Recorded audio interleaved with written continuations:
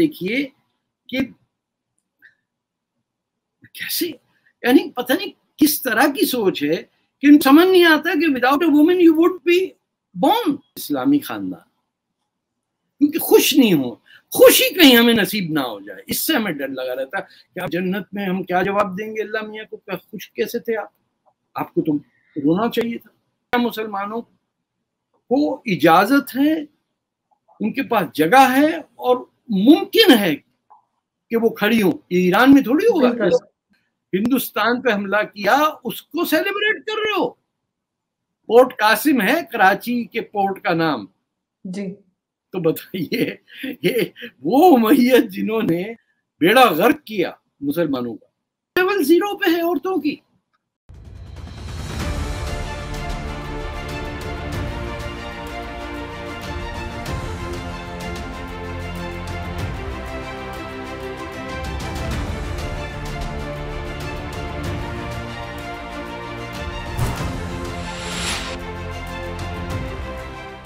दोस्तों, मैं हूं आपके साथ अंबर जैदी और स्वागत है आप सबका हमारे आज के खास कार्यक्रम इट्स डिबेटेबल में। साथ जुड़े हैं मशहूर लेखक तारिक फतेह साहब। बहुत बहुत स्वागत है सर आपका। नमस्कार। विमेन राइट्स के लिए काम करती आई हूँ बहुत टाइम से और बहुत सारे इश्यूज पे काम भी करती हूँ। हम अगर भारत में देखें, इंडिपेंडेंट इंडिया, मुसलमान महिलाओं की खास तौर से हम अगर पूरी उनकी स्थिति देखें तो आप किस तरह देखते हैं? क्योंकि किसी भी जब एक डेमोक्रेटिक कंट्री होती है तो वहां पर कॉन्स्टिट्यूशन इंश्योर करता है equal rights to everyone, respect of gender, caste, creed, लेकिन उसके बावजूद भी जो मुस्लिम महिलाएं हैं आज तक उनको इक्वल राइट्स नहीं मिले हैं। देखिए, हर बहू की एक सास होती है जी, दोनों महिलाओं की। सास का काम है बहू की जिंदगी अजाब बनाना। हाँ, ये फैक्ट है ना। लड़की कहते हैं ना, बाबू के घर बाबा के घर से जाते हुए रो रही है। अरे वो रो रही है कि उसको कल से उसकी हैसियत खत्म। कहेंगे बिटिया आज से किचन तुम्हारा, ये लो चाबियां। अब जो उसने सिलेबरी शुरू की नाश्ते और खाने बनाने की और झाड़ी पोछा लगाने की, वो जिंदगी भर वही करेगी।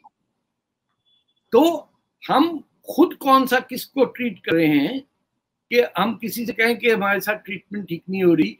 औरतों के साथ देखिए, आप मेवत के आप स्टेटिस्टिक्स पढ़िए, सिर्फ मेवत ही कहते हैं ना उसे, जी, मेवात। एजुकेशन लिटरेसी लेवल 0 पे है औरतों की। वहां 2 लोगों को मैं जानता हूं जिन्होंने स्कूल बनाने की कोशिश की, तोड़ दिए गए वो स्कूल। मैं जानती हूँ। हाँ, तो औरतें अगर पढ़ लिख गई तो मियां इनको तो पता चल जाएगा कि खदीजा ने रिश्ता मांगा था प्रॉफिट मोहम्मद से। लड़की जाती है मर्द के पास कि मुझे तुमसे प्यार हो गया, शादी करनी, तो मर गए।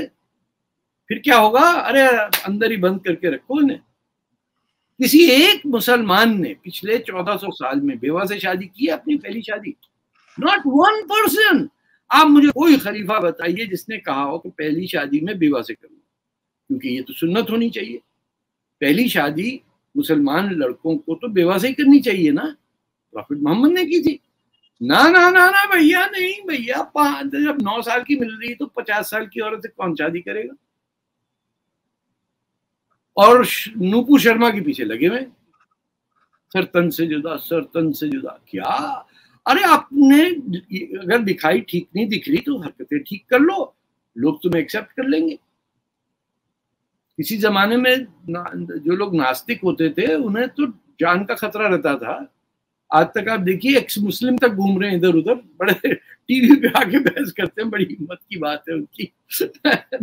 मुझे ताना देते हैं कि साहब आप आ जाइए एक्स मुस्लिम। मैंने कहा भाई, मेरी माँ मुसलमान, बाप मुसलमान, बहन भाई बच्चे दुनिया भर में। मैं वो कौन थे, एडवर्ड सईद ने एक बड़ी मजेदार बात की थी कि middle east is a place where even if you don't do anything you become a Muslim, क्योंकि हर तरफ से माशाअल्लाह, अस्सलाम वालेकुम, वालेकुम सलाम, फी अमान अल्लाह, क्या अच्छा खासा क्रिश्चियन जो है वो भी या अल्लाह कैसे करते, बोले you can not avoid it. Culture में घुसे। हाँ, Islam is not just a religion, it is interwoven into how we live. और कैसे करना, पता नहीं आपके यहाँ था, हमारे घर था सीधा पाँव अंदर रखा है या उल्टा पाँव रखा? अरे बिल्कुल बिल्कुल।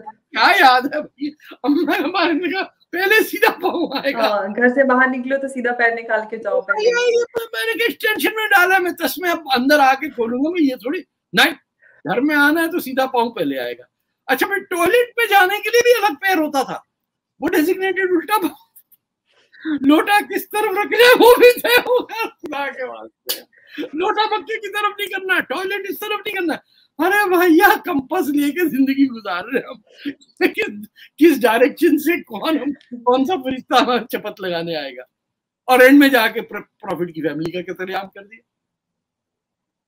और देखिए उसके बाद क्या हुआ, ये तारीख भी तो देखिए ना, कि उसी उम्मीदों में से एक हीरो आया, उसने कहा हम तो हिंदुस्तान की ऐसी तैसी करेंगे, तो वो मोहम्मद बिन कासिम थे। आप पुरानी दिल्ली के अंदर जाइए, उर्दू में आपको मिलेंगी किताबें, ऐसे आंखों के कोने से देख के आपको देगा वो किताब वाला, क्योंकि उर्दू में हिंदू तो पढ़ ही नहीं सकता, उर्दू को ऐसा सिस्टम कर दिया कि अब कोई वो दो अलग लिंग्विस्टिक फैक्टर्स हो गए। मुसलमानों ने ऐसा सेट किया है कि कोई हिंदू उर्दू नहीं पढ़ सकता, उसमें जो कुछ ये लिखे जाए वो चल रहा है आजकल। तो वहां मोहम्मद बिन कासिम की किताब किसी ने मुझे दी, आप तो भाई ये देखिए ना, बड़ी माशाअल्लाह बड़ी उम्दा चल रही है किताब। अरे वो उमय्यदों से आया, यजीद की औलाद, हिंदुस्तान पे हमला किया, उसको सेलिब्रेट कर रहे हो। पोर्ट कासिम है कराची के पोर्ट का नाम जी। तो बताइए, ये वो उमय्यद जिन्होंने बेड़ा गर्क किया मुसलमानों का, और मक्का में कोई नहीं गया उसके बाद। उन्होंने कहा गर्मी बड़ी होती है और वहां तो दरिया नहीं है, यहाँ दमिश्कस में दरिया भी है, और नहीं है तो बगदाद चले जाएंगे, वहां पे भी दरिया है, तो वहां लड़कियां सारी नहा के आती हैं। यहाँ तो एक दफा पैदा होती बच्ची, बस उसके बाद नहाना खत्म, पानी नहीं है, वजू क्या करेंगे, पीने को नहीं है तो वजू को कर रहे हैं आदमी, नहरा रहे टब में अंदर। नॉट अ सिंगल खलीफा आफ्टर खुलफाए राशिदीन या इमाम अली के बाद कोई नहीं आया मक्का में अपनी खिलाफत करने। जहां प्रॉफिट मोहम्मद ने अपना बुनियाद रखी थी, उन्हें कहा वहां बड़ी गर्मी है, अब चलते हैं बगदाद, ठंडा ठंडा पानी है, वहाँ गुलाम भी मिल जाते हैं और लौंडियां भी मिल जाती हैं जो तुम्हारे सीधे हाथ में है, वो भी है, सब चल रहा है वहाँ। और कम पड़ गए तो हिंदुस्तान से, आपको पता है कि बगदाद के जो हाउस ऑफ विजडम था उसमें कितने इंडियन हिंदू मैथमेटिशियंस एम्प्लॉयड थे और एस्ट्रोलॉजर्स और ये सब, they were all there. And so nobody, कोई टर्किश खलीफा नहीं गया मक्का, हज भी नहीं किया कोई, बाबर, हुमायूं, अकबर, औरंगजेब, जिसको देखो 2000 तो होंगे, जो फर्स्ट कजिन सेकंड कजिन अब तक मिलते हैं कि हम तो मुगल उससे हैं फैमिली से, not one has done a हज। वो एक बड़ी अच्छा डायलॉग था अकबर, जो फिल्म थी ना जोधा अकबर, उसके मौलाना साहब आप जरा जाइए मक्का हज कराइए, वहां से वापस कोई नहीं आता था, उनको हज कराने में पनिशमेंट के तौर पे भेजा जाता था। तो ये हमारी पोजीशन है। लेकिन इस तरह अगर मैं जैसे आपसे गुफ्तगू कर रहा हूँ, अगर कोई और होता तो अब तक कैमरा बंद करके चला गया होता लाहौल वाला पढ़ते हुए। सुनने की मुझे लगता है हमें दूसरों को सुनने की भी हमें इतनी ताब होनी चाहिए कि हम अपनी बात अगर रखना चाहते हैं तो सामने वाले का ओपिनियन भी उतनी ही हम सब्र और इतनी ही जज्बे के साथ नहीं, ये उसी वक्त आता है इफ यू रीड फिक्शन। देखिए फिक्शन में ये है कि your brain is working to find an answer, कि इसके बाद होगा क्या, नतीजा क्या निकलेगा। मुझे बड़ी अच्छी तरह याद है, हमारी 5वीं क्लास की टीचर थी, उन्होंने कहा था कि वॉर की स्टोरीज अगर आप पढ़ें एज किड्स तो you will learn the curiosity of a result, कि ये जंग कहाँ जा रही है, आप बड़े होके तो पता चल जाता है। तो हम लोग की एक हफ्ते में 1 घंटा रीडिंग क्लास होती थी स्कूल में, जिसमें हर कोई लड़का किसी वॉर को कर रहा होता कि एंड में उठते थे जीता कौन। तो ये तो हमारे यहाँ फिक्शन है ही नहीं। आप देखिए सारे राइटर्स जो हैं वो बॉलीवुड में चले गए, पाकिस्तान में तो खैर 500 किताब भी छप जाए तो बेस्ट सेलर होती है। हिंदुस्तान में कौन वो जो थे रोहिंटन मिस्त्री टाइप का कोई राइटर है हमारे यहाँ? नहीं। एक है पाकिस्तानी राइटर, मैं उनका नाम भूल रहा हूँ, he is written very good fiction, but we are devoid of fiction. And fiction के बगैर तो आपकी क्यूरियोसिटी नहीं जागती। हमसे शेर लिखवा लो, सर तन से जुदा, सर तन से जुदा, यानी हर मामले में हम 2 शेर कह देते हैं और तकरीर खत्म, कुछ कहने की जरूरत ही नहीं हमें। So we have become addicted to our own belief of our grandeur as the chosen race. कि वो इब्न कतीर ने कहा कि तुमको ये जो नॉन अरब है ये अपने आप को अगर बराबर समझता है अरब के तो वो गुनाह कर रहा है। और अरबों से कहा तुम्हें क्या पड़ी है कि तुम वो करो, अपनी बगदाद पे रिस्टोर करो, ये जो मंगोल्स आ गए, you are the chosen people. इस्लाम तो आया अरबों के लिए, तुम कहां से आगे बाकी सारे लोग। अरब अब भी ये कहता है आपको सऊदी अरेबिया, हिंदी को किसने कहा? बिल्कुल बिल्कुल।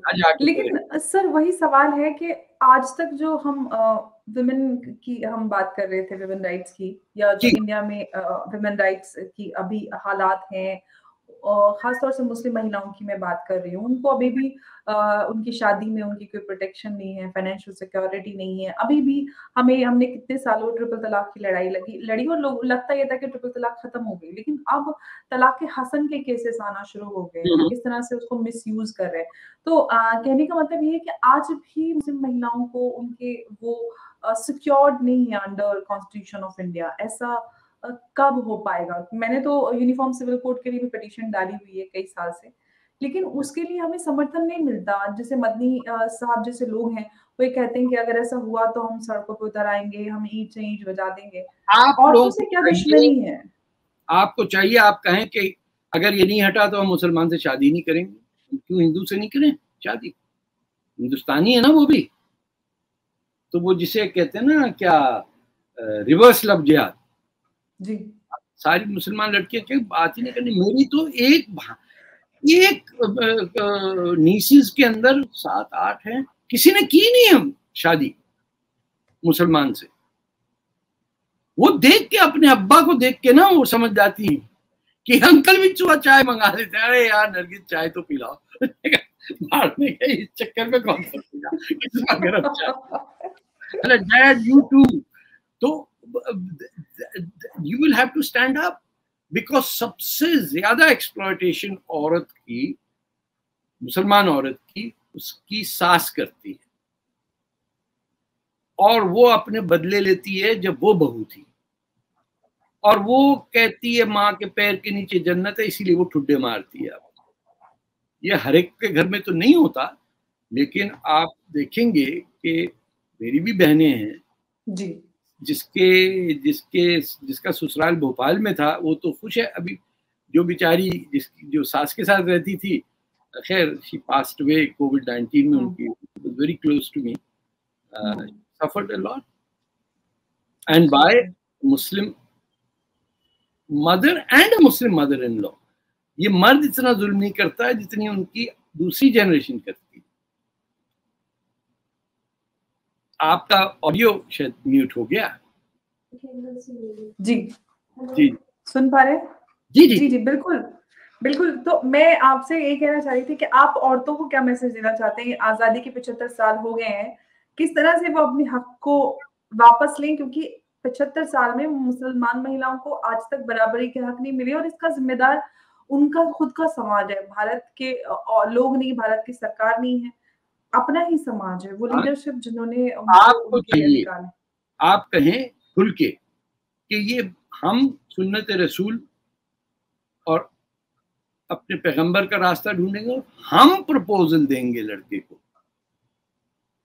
कि मुझे तुमसे शादी करनी है, और हम खैर जो हमारा बॉयफ्रेंड होगा उसके साथ हम शादी करेंगे, आप तो चले जाइए। क्योंकि खदीजा ने भी अपनी मर्जी से किसी इब्न बरक से इजाजत नहीं ली थी कि भैया जरा मुझे पैगाम मेरा रिश्ता ले जाओ। उन्होंने इधर मोहम्मद साहब से कहा कि मैं शादी करना चाहती हूँ। कहा ओके मैम, नो प्रॉब्लम। तो आपको खदीजा का रास्ता अख्तियार करना पड़ेगा और इसको कम से कम डिबेट्स में लेके आए कि कैसा आपका इस्लाम है कि एक औरत को हक नहीं है जो खदीजा को हक था, और एक मर्द नहीं है जिसने बेवा से शादी की। ये हर, अगर आप कहीं फंसती हैं मौलवियों के बीच में डिबेट में, आप उनसे कहिए, अक्सर फंस जाते हैं, तो बस कहिएगा कि आपने शादी किससे की, लड़की ने आपको रिश्ता भेजा था क्या? आपकी हिम्मत कैसे हुई कि आपने डिटरमिन किया कि मैं इससे शादी करूंगा? प्रॉफिट ने तो नहीं कहा ये, प्रॉफिट ने तो कहा कि जो बीबी खदीजा ने कहा उसके मुताबिक होगा। जब तक वो उनकी बेगम थी, he never married again. They lived in the same house. एक रिचर्ड बर्टन की किताब है travels in Mecca and Medina, 1800s में लिखी उन्होंने, जो मुसलमान बन के गए थे, हज वज किया, उसमें बड़ी डिटेल डिस्क्रिप्शन है प्रॉफिट के घर की, जो 1800 में था। तो बाद में सऊदी ने बुलडोज करके रसूलुल्लाह का घर, अच्छा रसूलुल्लाह के घर को बुलडोज करने में किसी हिंदुस्तानी मुसलमान को तकलीफ नहीं हुई। बाबरी मस्जिद पे सीना पीट पीट के मर गए। आप डबल स्टैंडर्ड देखिए। जन्नतुल बाकी को तोड़ा, उस पे नहीं हुई किसी को। अरे वहां तो आप सोचिए कि बुलडोज, इट इज फ्लैटेंड। मैं तो होके आया हूँ, इस फ्लैट बीबी फातिमा की जहां कब्र है वहां बुलडोजर चला दिया।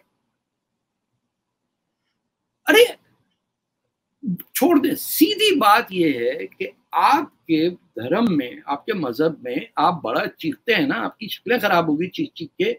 एक तो मुझे इनसे कहाँ रख लिया करें, अजीब से लगते हैं कि रसूलुल्लाह की मूंछ नहीं होती। अरे तेरे पास फोटो है क्या टिकटॉक पे देखा है तूने? इतना अजीब औरंगुटान जैसे लगते हैं, मूंछें गायब है, लंबी दाढ़ी है। ये किसने कह दिया तुम्हें भाई? अच्छी खासी मूंछें रखो, जैसे गफार खान की थी, इतने अल्लामा इकबाल की थी, सबकी होती थी मुझे। खैर उसको छोड़े। They need to be exposed on the grounds of Islam. ये जो एक मुसीबत और आ गई ना, एक्स मुस्लिम, उन्होंने तो गोल छोड़ के भाग गए। वो क्या, हमको वीआईपी स्टैंड में सीटें मिल गई, हम मैच देखेंगे, खेलेंगे नहीं। So just these 2-3 approaches, the women have to stand up for their rights. It is a woman who will choose the husband, not the other way around. जिससे लड़की, और यही हमारा भारत का जो सभ्यता है, कल्चर है, वो उसमें भी यही है कि लड़कियां स्वयंवर करती आई हैं, और ये संविधान भी इजाजत देता है, ये अधिकार मिला हुआ है कि अपनी मर्जी से हम अपना जीवन साथी चुन सकते हैं। Absolutely. ये तो first right of a Muslim woman is to choose who she will live the rest of her life. ये तो वो कह रहे, अरे डोली जा रही थी, बहुत रोई, बाबा के घर से जा रही है। अरे वो तो रो रही है क्योंकि उसने बावर्ची खाने में जाना है, उसकी तो सारी जिंदगी पिटाई होगी। वो जब घर आती है तो माँ बाप को ये डर लगता है कि अरे कहीं भाग के वापस तो नहीं आ गई बेटिया, जल्दी जाओ वापस। वो चाहते हैं कि उनकी इज्जत रहे, बेटी पिटती रहे, उससे कोई मसला नहीं होता। बेटे सबर करो। ये एक बड़ा अजीब मसला है, ऐसे केसेस बहुत आते हैं हमारे पास कि माँ बाप लड़कियों को इतना टाइम लगा देते हैं, लड़की बहुत एक्सप्लॉयटेशन फेस करती है। कितने सारे केसेस में आए दिन में देखती हूँ जो हमारे पास आते रहते हैं। उसमें इनफैक्ट हम, क्योंकि हमारे पास इतने केसेस आते हैं तो हमें पता चल जाता है कि कौन सा सुलझ सकता है मामला, कोई नहीं। कितना ही बोलिए, उन पेरेंट्स को बोलेंगे नहीं हम अभी थोड़ा टाइम देना चाहते हैं, और कई साल गुजर जाते हैं, फिर वो वापस आ जाते हैं कि नहीं अब हम कोई एक्शन लेना चाहते हैं। तो पता नहीं क्यों बेटियों को लेकर ये सोच नजर आती है। बोझ है ना, बोझ है ये सोच। आप देखिए कि कैसे, यानी पता नहीं किस तरह की सोच है कि समझ नहीं आता कि without a woman you would be born. तुम्हारा वजूद इसलिए है कि तुम्हारी माँ एक औरत है। एब्सोल्युटली। वो फौरन मीटर बंद करके वहां, अम्मा जरा साग वाग ठीक बनाना, बस काम करके आया हूँ, दोस्त आए हुए मेरे जरा। अरे और फिर छोटा भाई बड़ी बहन के पीछे भिजवा दिया जाता है, अरे देख के कहाँ गई थी वो, फिर निकर पहने में जा रहा है, बाजी तो वहां थी, इसके साथ थी। वो फिर बताता है डर के मारे, फिर वो भी, बहन भी पिटाई करती, माँ भी पिटाई करती, सब पिटते हैं एक दूसरे से। वो खानदान जहाँ हर एक की पिटाई गाली गलौज हो रही होती है, वो होता है बड़ा मुहस्सब इस्लामी खानदान, क्योंकि खुश नहीं हो, खुशी कहीं हमें नसीब ना हो जाए, इससे हमें डर लगा रहता है कि आप जन्नत में हम क्या जवाब देंगे अल्लाह मियाँ को, क्या खुश कैसे थे आप, आपको तो रोना चाहिए था।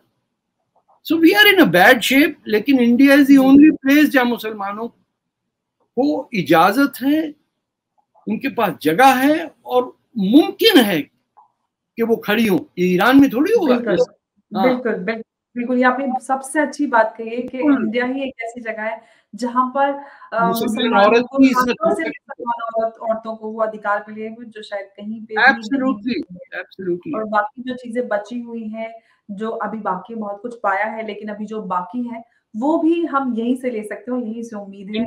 लेकिन ऑनेस्ट टू गॉड, मैं इसलिए नहीं कह रहा, मस्का नहीं लगा रहा हूँ मैं, हमारे कराची की जबान में कहते हैं, मैं जेन्युइनली फील करता हूँ कि और कोई दुनिया में जगह नहीं है जहाँ डाइवर्सिटी हो कि आप अपनी छोटी सी जो आपकी आवाज है या वो चीख के बाहर निकल गया। खुदा की कसम वहीं मुसलमान आगे निकलेंगे, कहीं और मुझे नहीं नजर, या प्रिंस बंदर बिन सुल्तान मुझे नजर आते हैं या इंडिया नजर आता है, बाकी हर जगह कोफ्ती। जी बिल्कुल, शुक्रिया बहुत बहुत।